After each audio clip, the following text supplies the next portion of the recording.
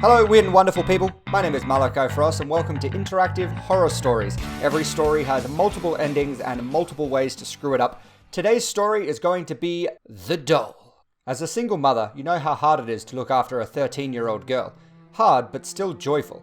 Her presence gives you all the strength you need. Her name is Lisa. She is a shy girl. She doesn't talk much. You got divorced 3 years ago because he cheated on you with his secretary. Lisa misses her father, but you don't allow her to see him. She adores her father, but you think he's an asshole. Lisa is a special kid. Her teachers once said that she is too intelligent for a girl her age, but you already knew that. Her reactions are unexpectedly mature. She is also hardworking. You expect perfection from her. Her teacher told you that you must take Lisa to a psychiatrist. You'll do it soon. She is a lonely girl. Maybe because she doesn't talk much, you think that she needs friends. So you bought her a rag doll to cease her loneliness. You bought the rag doll from the local toy store. Not an expensive toy, nothing too fancy. Lucy might still like it. You know that expense doesn't make Lisa happy. The doll is a girl with big blue eyes and curly black hair. She has a wide grin that you could call friendly. I don't think it's going to be friendly at all, just FYI. Her dress is red, matching her shoes. She also has eyebrows. That's quite an odd thing to add in, game. She also has eyebrows. It's like you bought a toy dinosaur. It has teeth, it has a tail, little arms.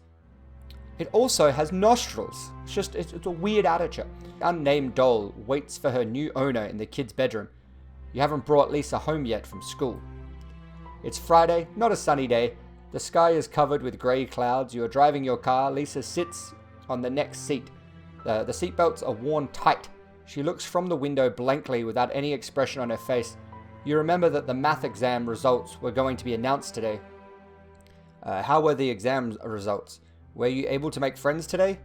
I bought you a rag doll, or just continue driving. Now, I want it to be a surprise when she gets home that we bought a rag doll. And I don't want to go, were you able to make friends today? Because that's kind of like, so, did you meet anyone nice at the playground? It's like, geez, Mom, I get it. Go away. I'm going to ask how the exam results went. Lisa sighs and says, terrible. I am the 7th in the class. Not first like the previous exam. I know you will be mad at me. I didn't study enough. It's okay, darling. You're right, Lisa. You should have studied more. She's already, sad and depressed. I'm not going to... No, it's okay. She looks at you with a slight surprise. You've always scolded her whenever she wasn't the best. Now you say it's okay. She continues watching the cars passing by. Yeah, I'm going to be a good mum. I'm going to be the best mum ever. You're driving your car. Lisa sits on the next seat. Oh, so I get to go through and ask all the questions. I don't want to tell her about the doll, though. It's a surprise. Were you able to make any friends today? No, she says with a determined voice. They're just idiots. For example, they see the other classes in the school as enemies, as if they were an enemy nation with a different religion. I mean, it is still silly to be enemies because of race or religion. These morons in my class hate each other just because they're in different classes. Yeah, I was in M11. You can't believe the sort of stuff we used to say about the people in M12. Until, of course, they open up the wall and we were all M11 after that, and then kind of nothing mattered. You're driving your car. I don't want to tell her about the rag doll. No, I'm going to continue driving. I'm not going to tell her about the rag doll. It's a surprise. You finally arrive home. The doll's in your bedroom, Lisa, you tell her. But I didn't tell her about the doll. Damn it, Mum, we just blew the surprise. She climbs up the stairs slowly. Apparently, she isn't so excited about the doll. You follow her to your bedroom. She picks up the doll that's on her bed. I'll think of a nice name, Lisa says. But I have got homework to do first. Play comes after study. I mean, you got to do your homework when you get home, sure, but it's a brand new doll. Play with your brand new doll. Don't go so hard on yourself. So you leave Lisa alone in her room. You have got a lot of work to do anyway. Not only will you cook, but you also need to work on a novel's cover illustration as a freelance artist. Well, we're a freelance artist apparently. Let's just drop that into conversation. The deadline is close, so you work hard nowadays. You work all day. The only break you take is the dinner. You don't talk about anything during dinner with Lisa. Why not? It's 10 o'clock, bedtime for Lisa. You visit Lisa before she sleeps. She's in her pink dotted pajamas. She is holding the doll in her arms. Mum, I'm going to tell you something, but you won't believe. After a few seconds of silence, she speaks. The doll can speak. She told me her name is Anna. What? That's impossible. Go on. Lisa explains. Anna says that she was nothing but a piece of light, a light that's drifting in absolute blackness, a weak light in the infinite darkness. Then she found life in this doll. She was waiting in the toy store for a friend, lonely, and today she found me. She says that she loves me. I believe you. We need to throw the doll away. I believe you. Keep the doll. And what did you tell her? Well, I mean, as a mum, I wouldn't believe her, but I would probably tell her I believe her, and we would keep the doll because she's found a connection. She's feeling loved. I mean, how old is she? 7? 13? 11? I forgot how old my daughter is. If she's 7, that having a doll is perfectly fine. And what did you tell her? Lisa smiles, and I said that I'll be her new friend, and I will always love her. She continues, and then she told me that she was happy like the times when she used to be an angel. I believe you. Keep the doll. Lisa doesn't show her emotions usually, but this time you can see she is surprised. Oh, thanks, Mum, she says. You kiss her goodnight and leave her with Anna, the doll. So I'm playing this as if I don't know the doll is going to be evil. Obviously, the doll is going to be evil. It's interactive horror stories and it's called The Doll. But I'm playing this as if I am in that situation and I would let her keep the doll. Because of all the hard work, you begin to feel tired. As you go to bed, it doesn't take long for you to fall asleep. A few hours later, you wake up to the sounds coming from outside. You hear hysterical laughter coming from the garden. They belong to a girl, specifically Lisa. You stand up and look outside the window. You see Lisa standing and laughing in the garden under the pale moonlight. She is facing back. You can't see her face. What would I do? Would I go out to the garden or would I shout? I mean, it's the middle of the night. I'm guessing I have neighbors, so go to the garden. You climb down nervously. You wear your shoes and walk to the garden. Lisa doesn't react to your presence. You approach Lisa and put your hand on her shoulder. She turns to face you. It's not Lisa's face. It's not even a human face. The texture of the face is a grey rag. The eyes are quite big for a human. So is the wide smile. The voice changes. It doesn't belong to a girl now, but a demon. She stares at you and laughs. Okay, so the doll is swapping faces with me. You wake up. It was just a nightmare. You're all sweaty with terror. The morning has already broken. You decided to check on Lisa. Lisa is sleeping peacefully, hugging Anna. Anna is carrying that wide smile that annoys you now. But hey, it is normal. It would be terrible if the doll's face was different than how you bought it. Yeah, that's true. If you bought a doll, had a nightmare, and then when you walked in, the doll's face had changed. Nope.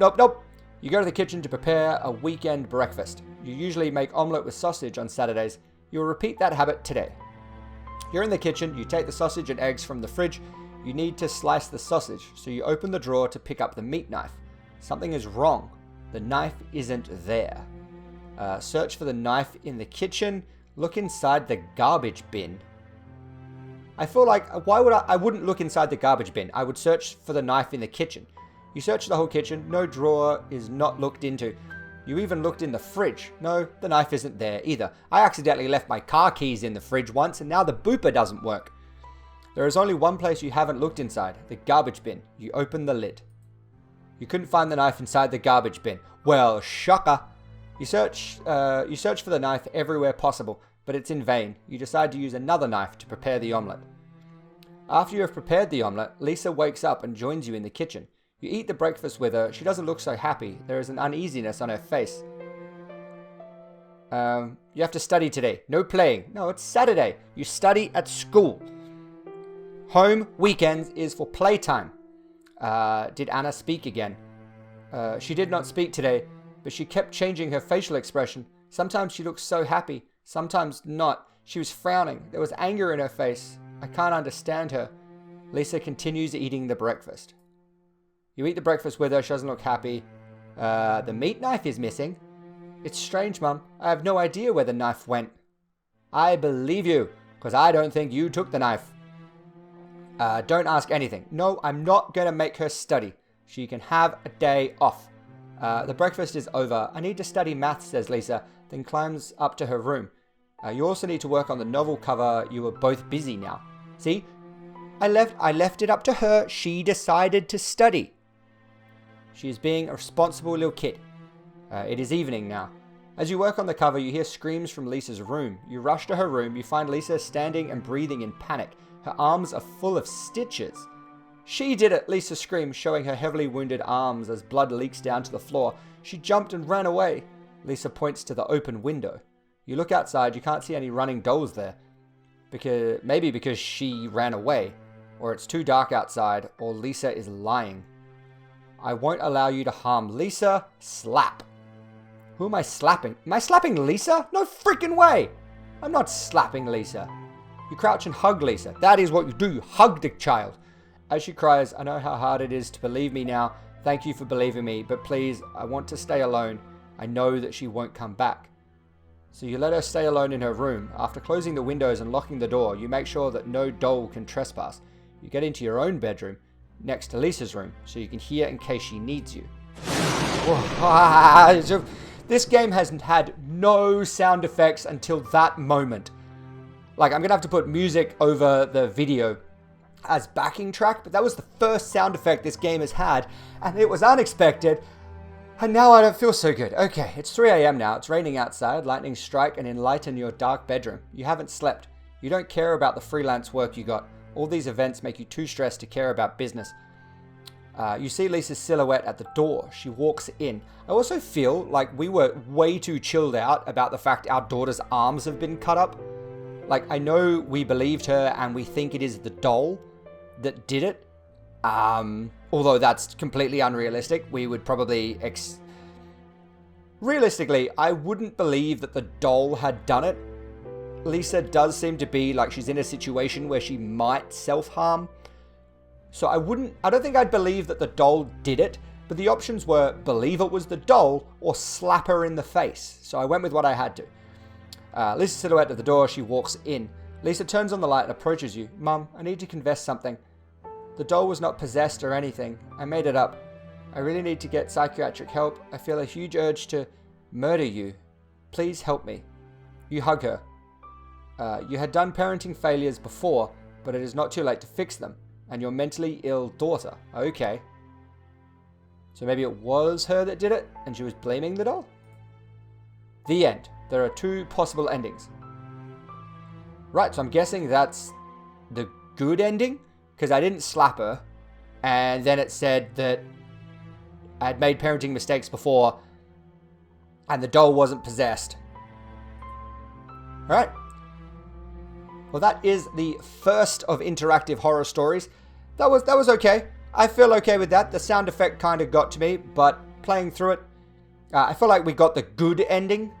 I feel like the bad ending would have been being really harsh on her, and she wouldn't have come to me for help. She would have just come to me and murdered me. That's the end of the episode and the end of the first story. I will be making my way down through the list, through all of the stories over the coming episodes. If you liked this episode, make sure to give it a thumbs up. If you like this slightly different video of the working our way through interactive stories, let me know down in the comment section below. But for right now, as always, Frost Squad, have a good day, have a good life, and I'll catch you all down the road.